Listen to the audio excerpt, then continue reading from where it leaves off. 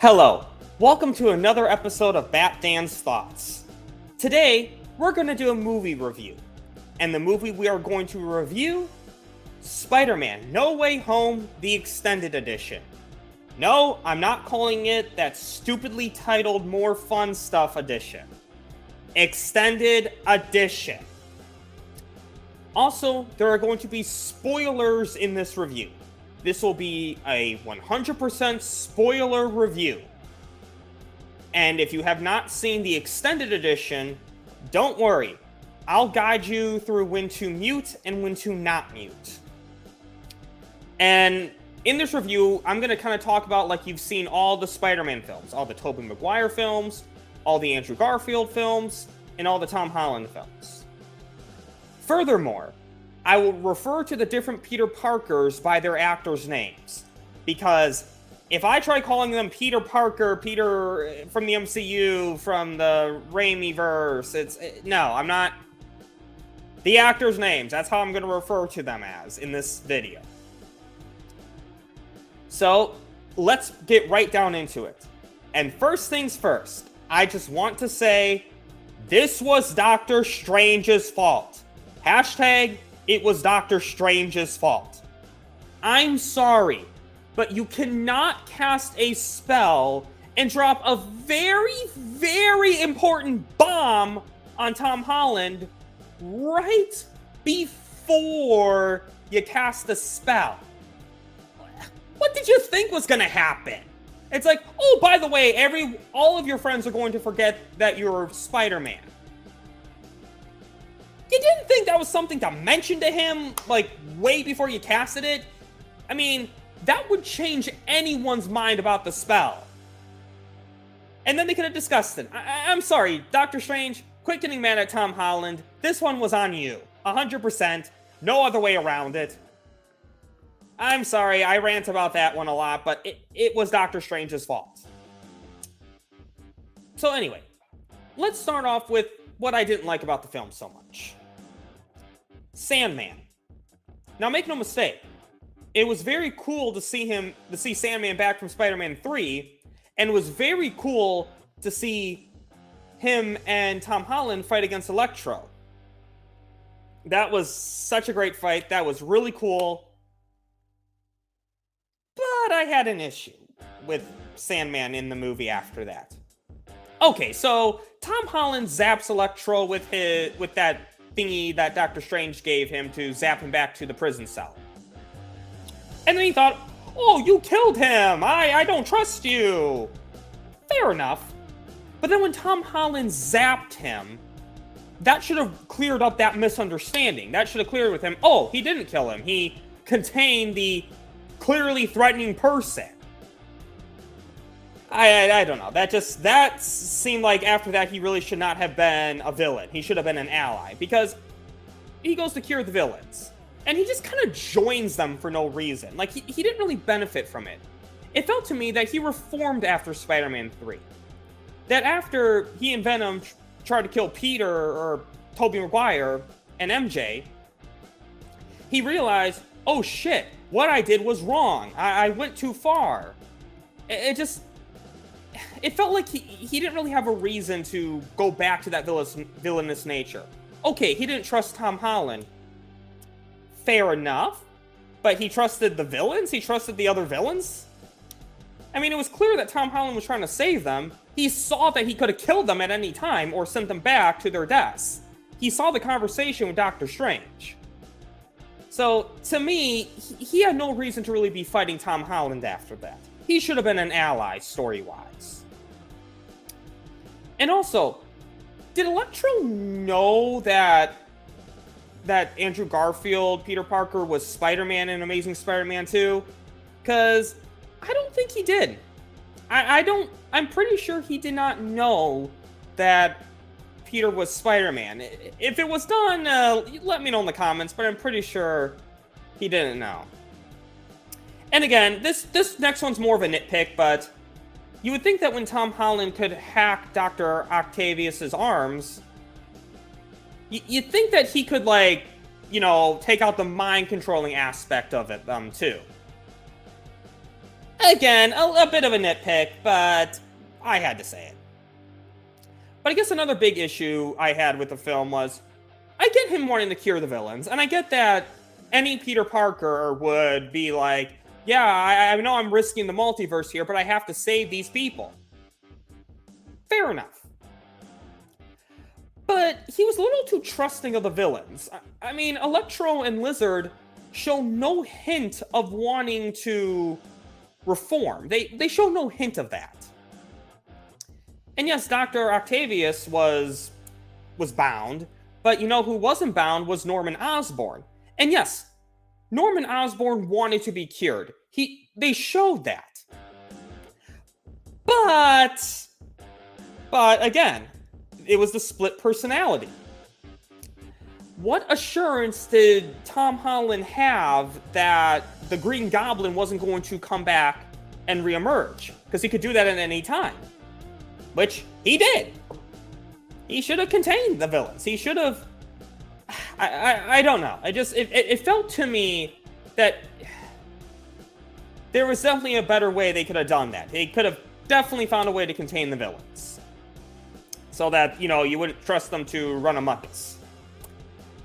So, again, that's another huge issue I kind of had with it, was that Tom Holland was a dumbass in that movie. And again, when I say Tom Holland was a dumbass, I mean Tom Holland's Peter Parker, not the real Tom Holland himself. And I guess my biggest issue I had with the movie is just an issue I've had with all the Spider-Man movies in the MCU. Uncle Ben. Uncle Ben has not been referenced. Look, I get you don't need to show the death again. We get it. We've seen it twice. But you still need to reference him. You still need to reference him as an important part of Peter's character into Spider-Man. Like the Spider-Man PlayStation game. You don't see Uncle Ben. It takes place in the later part of his years, but they reference him a lot. And he should have been referenced in the MCU, and he wasn't. In fact, they gave his role to Aunt May, and I love that Aunt May was important, make no mistake, and we'll get to that later, but not at the expense of Uncle Ben. To me, it's like having Batman without referencing his parents dying. That's like an important part of Batman's character, and you just don't take that away. You shouldn't take away for Spider-Man with his Uncle Ben either. And what's worse is that Tobey Maguire and Andrew Garfield both referenced their Uncle Bens. But Tom Holland's Uncle Ben only referenced in the MCU's What If. Other than that, he has been completely left out. So yeah, that's what I didn't like about the movies, but make no mistake, there's some stuff I liked about the movies as well. I think one thing is I just loved seeing all the characters from the previous movies back. Tobey Maguire, Andrew Garfield, William Dafoe, Alfred Molina, Jamie Foxx. I'll be honest, I don't know the actors' names for Sandman and Lizard. I think Sandman and Church is his last name. If it bothers you that I don't know, put it in the comments below. But it was really great seeing them back again. It was just such a treat, and it didn't feel like fan service. It felt like it was actually important. Like, the characters actually served the story. I mean, if you bring the villains back from the previous movies, you have to bring the Spider-Man back who faced them. You have to. And Norman Osborn, oh my god, William Dafoe, he just, in particular, just really knocked it out of the park. I love that scene where he killed Aunt May, and just that whole scene about how Aunt May was his weakness. William Dafoe did a really great job in that movie. And I saw an interview that he did his own stunts. That William Dafoe, one of his conditions was that he had to do the physical stuff. So, William Dafoe was really dedicated to coming back. Like, I'm just saying, if something like, you want to do more work for your character, I don't know if you can get paid more or not, just shows dedication. And William Dafoe that's just one thing I just really, really stands out to me. And I love seeing Tom Holland really develop as a leader. I love that they played off that the fact that he was the only Spider-Man to be an Avenger, to work in a team, whereas Tobey Maguire and Andrew Garfield did not. So it was really great seeing Tom Holland really develop as a character a lot more, really into the Spider-Man that we know. Because in the previous movies, he was so reliant on Mr. Stark. Even in Far From Home, he still had all of Tony Stark's technology. You know, and in this one, you really see him kind of have to be on his own. You really see, like, the 3 movies really served as one big origin story. And we have a whole nother trilogy confirmed, so we'll see more of that classic Spider-Man we all know. So in a way, in my opinion, it almost makes the other movies, Homecoming and Far From Home, retroactively better. Just because you know it's building towards something. And I want to give another shout out to Tobey Maguire and Andrew Garfield. Both had just the dialogue between the 3 Spider-Men just was great. It was really great. And I love seeing Andrew Garfield catch MJ. Just really kind of made up for how he couldn't save Gwen Stacy in Amazing Spider-Man 2. So, all around, honestly, what I liked about the movie still outweighs what I didn't like about the movie. Okay, now we're going to get into some spoiler territory if you haven't seen the extended edition. There's not really worthy scenes of worthy spoilery scenes, but there are some that we'll go over. So, if you don't want to be spoiled with those scenes, I'm going to tell you to mute when I count down from 5. And when to unmute, don't worry, the signal will be visibly clear. So, 5, 4, 3, 2, again, you'll know when it's time to unmute. It will be obvious. I promise. And 1. Mute. Okay, so, Charlie Cox. I loved his scene in the original version, and we see another one with Happy Hogan later on in the movie. And it kind of fixed an issue I kind of had in the first movie, or the original version, where it's like, and again, that was more of a minor thing, not something that totally took me out of the movie, where Daredevil was like, or Matt Murdock, I should say. They don't know he's Daredevil yet, but Matt Murdock was telling Happy, you'll need a really good lawyer. Happy has money. Why didn't he just hire Matt Murdock? Well, he did. You see another scene with Matt Murdock and Happy Hogan in questioning for, what was it, technology or something he stole? I don't even remember what the actual charge was. Just some bullshit charge. But it was so great seeing that again. Just seeing another scene with Charlie Cox, because I love Charlie Cox as Matt Murdock. It was great. And I think there was some dialogue with, it's funny, I'll be honest with you, I didn't remember which scene was the original movie or not all the time, but I read this was an extended scene where just some extended dialogue between the 3 Peter Parkers, talking about the aliens they faced, how Tobey Maguire faced an alien, and Tom Holland faced an alien, and just, that stuff was kind of cool. But I think what was really cool is that, and this is something I thought of too, when I was watching the credits, I'm like, they're not going to just show the trailer again for Doctor Strange Multiverse of Madness. We already saw that movie. They wouldn't advertise a movie that's already been out. I was right. They showed an alternate scene where you see essentially all of the photos and videos from the previous movies without Tom Holland. Kind of a dark and depressing scene, honestly. But you really see the ramifications of what Doctor Strange did. And also kind of reinforces that Doctor Strange's spell affected the physical stuff, too. Because I was wondering when Flash did that Flashpoint book, did Doctor Strange erase the physical stuff, like that book that says Peter Parker is Spider-Man? Seems like he did.